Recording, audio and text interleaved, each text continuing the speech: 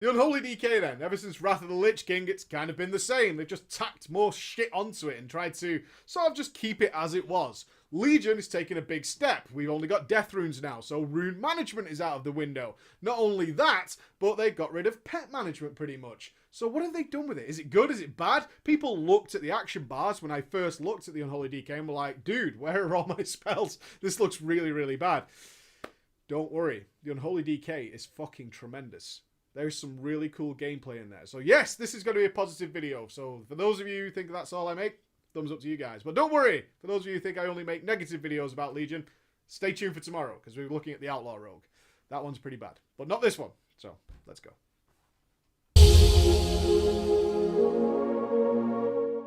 So let's get into this then. So a couple of notes. I'm still working on the format for these. Unfortunately, with the talent changes, which means I can't respec in a dungeon, doing a dungeon ain't really worth it, because I have to go in with one spec and either Hearthstone out and keep coming back, which is super irritating, or I'll try and do footage in the background when relevant, showing you how this stuff works in real world, okay? So, as it is, you guys wanted to read more about the talent so I could give you a proper overview, so we'll do that now.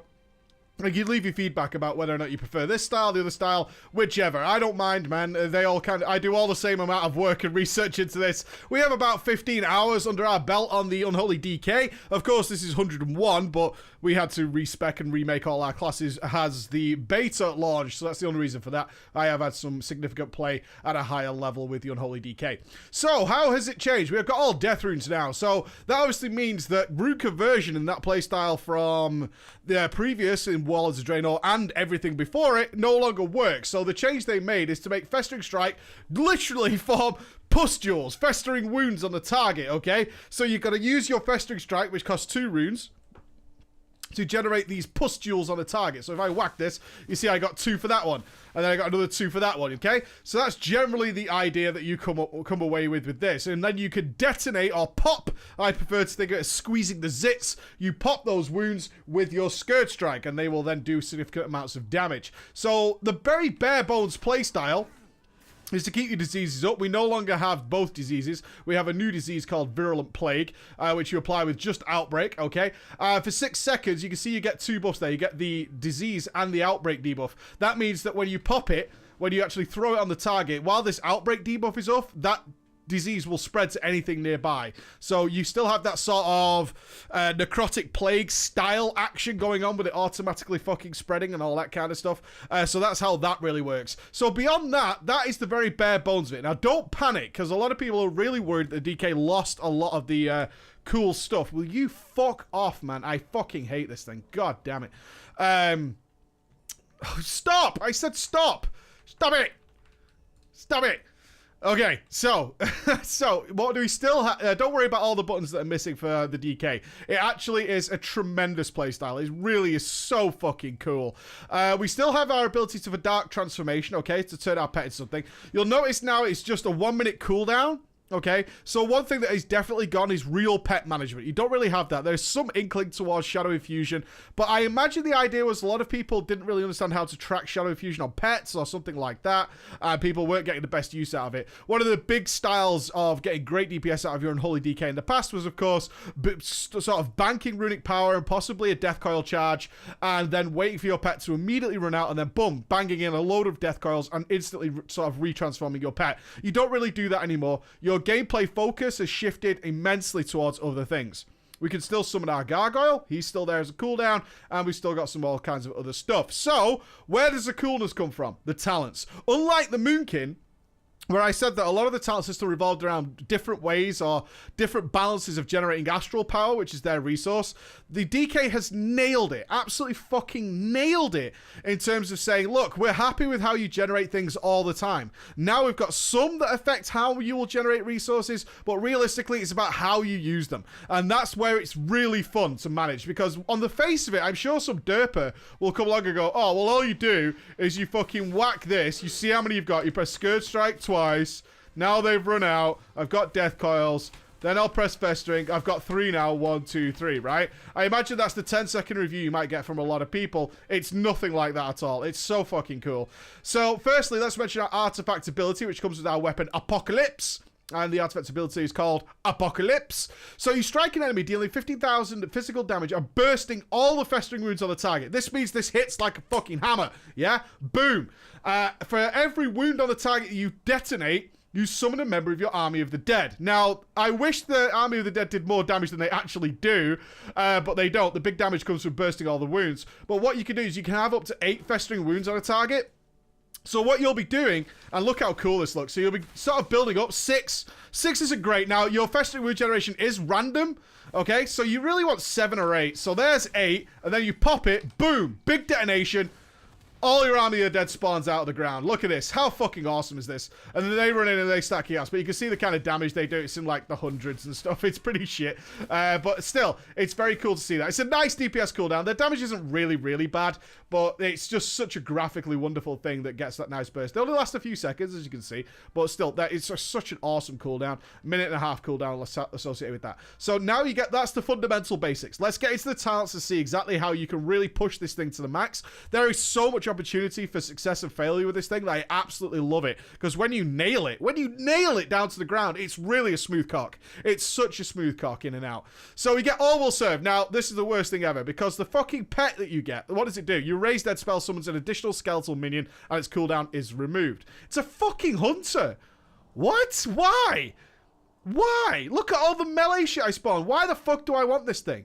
I've had so many problems with this thing. It's ridiculous, okay? In dungeons, I have been marking it with like a circle. I'd be like, why are you marking your pet? Like, trust me, I need to. Why? If it dies, you can't tell because it's miles away. It's never in your line of sight when it's attacking things. It ninja pulls all the fucking time because it's stationary. So if you start attacking mobs and it fucking just, something just wanders near it, it ninja pulls it. It's so annoying. And if it dies and you pop your raised dead again, it doesn't work because your main pet is still alive.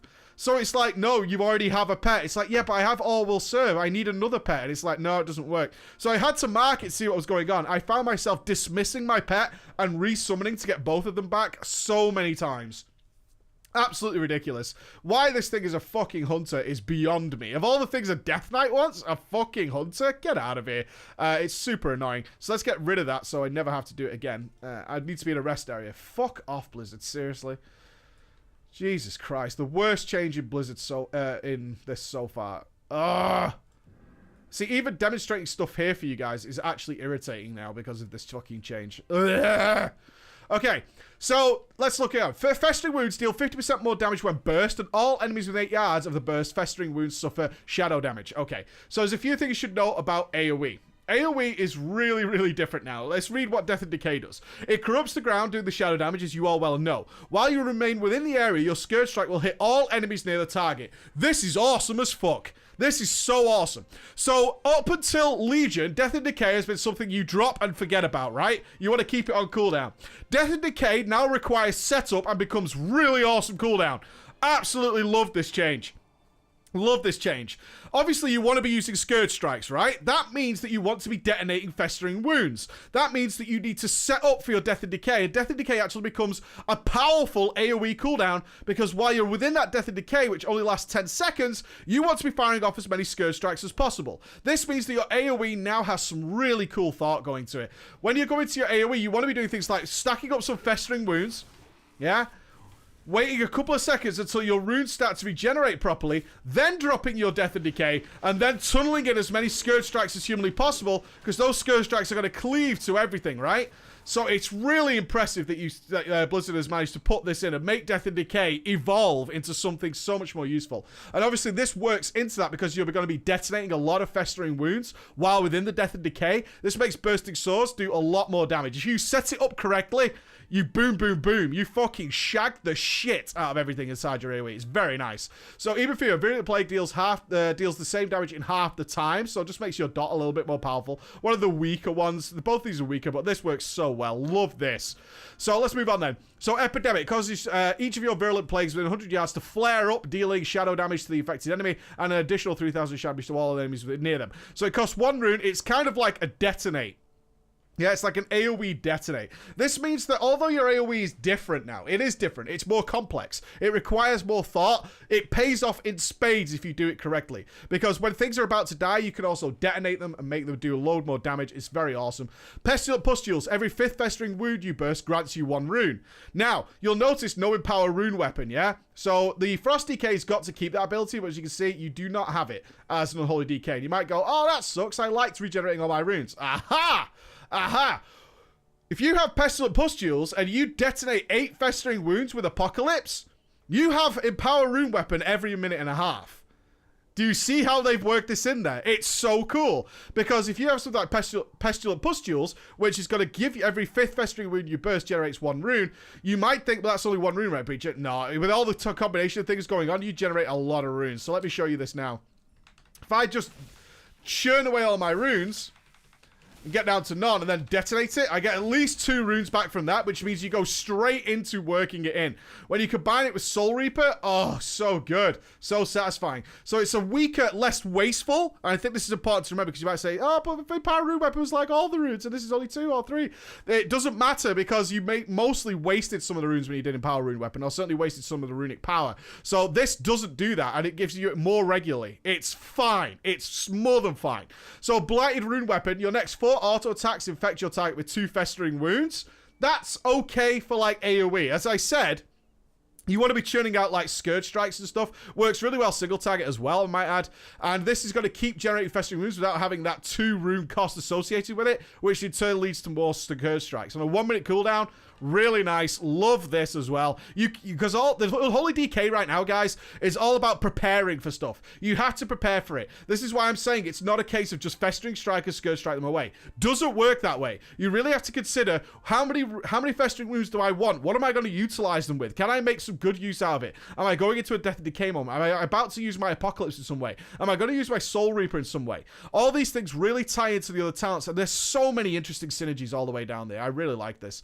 So Unholy Frenzy. When a Festering Wound bursts, you gain 100% increased attack speed for 2 seconds. It's nice. I mean, we're bursting a lot of runes, so you get that attack speed pretty much fucking regularly. Castigator, each Festering Wound, Festering Strike, Critical Strike, applies 2 additional Festering Wounds, okay? Very nice for getting quick stacks up. One of the annoying part of the Unholy Decay now is the random generation of Festering Wounds, because sometimes it's going to cost you 6 runes to get up to 8, sometimes it'll cost you 2. That's a big difference. It's a real big difference. So Castigator kind of helps that out.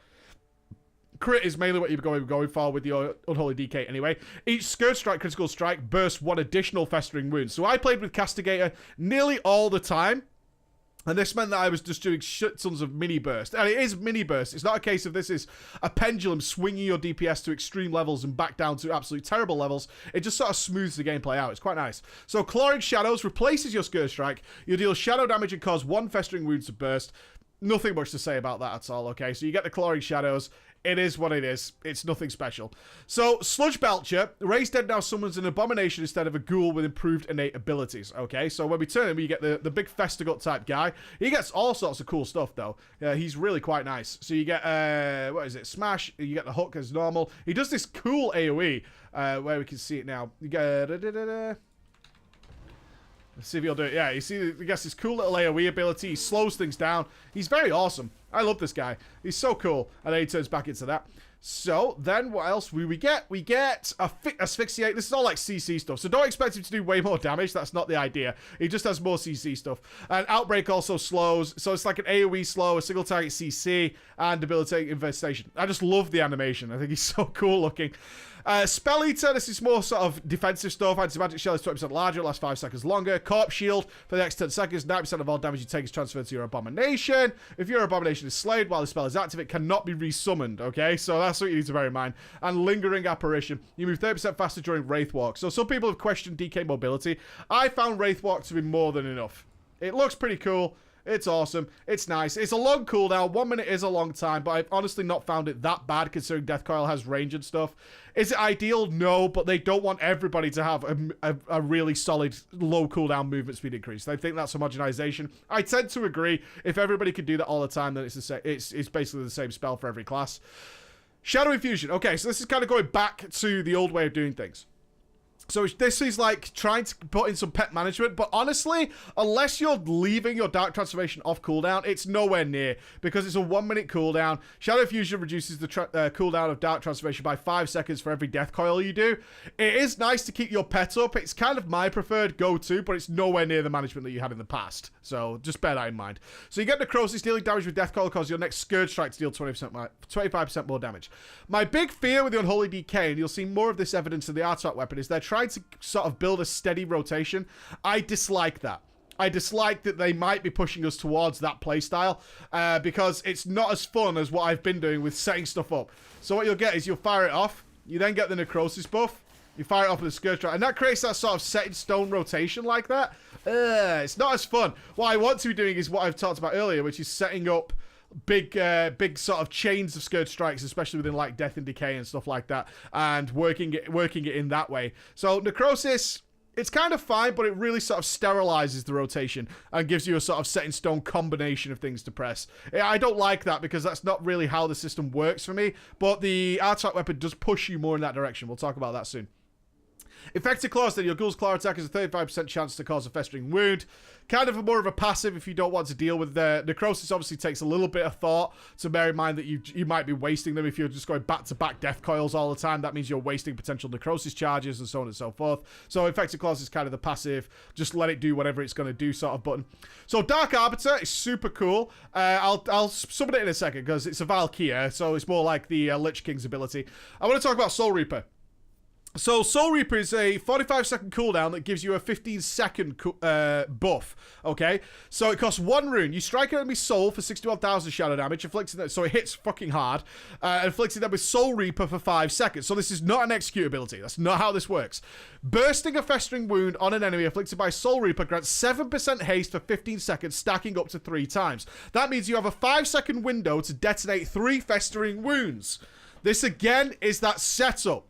You fire off Soul Reaper and you haven't put your festering wounds on the target, you're unlikely to have the runes to be able to put the festering wounds on the target, and sometimes you might only get 2 anyway, and still have the global cooldowns to actually detonate 3 of them in order to get the maximum out of the buff. This means this has some consideration. It's a nice hard-hitting spell that also gives you a good bonus. It also works really, really well with Apocalypse, which detonates all your festering wounds. So Soul Reaper is a 45-second cooldown. Apocalypse is a 1.5 minutes, which means every 2 Soul Reapers, you'll get to time it up with Apocalypse, giving you a really solid little burst window. It's really quite nice. So if I put this up, put some runes on. Obviously, we want... Oh, we got 8. Excellent. That's cool. Let's wait for a rune then, so we can actually use our Soul Reaper. So what we're going to do is Soul Reaper, you'll see the buff there, and then use Apocalypse. Boom. Choose them all up, gives me all the pets, and gives me the full Soul Reaper buff.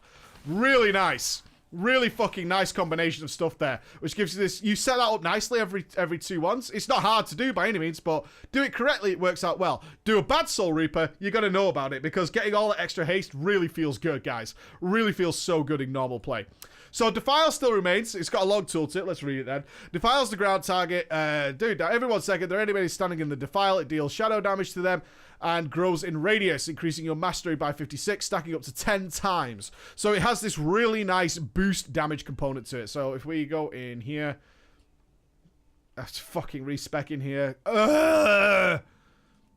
Gimme. Am I in the area yet? Am I in the area yet? There, thank you. Wraith walk back out. Fucking ridiculous, this is. Absolutely ridiculous. Especially for a beta. My god. So, okay.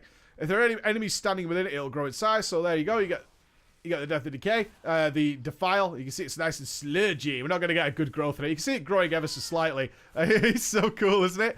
I mean, you know when it's gone down in there. And then you get the 10 buff. Mastery increased by 560. So you get that nice little single target buff. It's anything, 2 targets is enough, as you can see there, to get to the full buff. So if you're doing 2 target cleave, Defile's more than enough.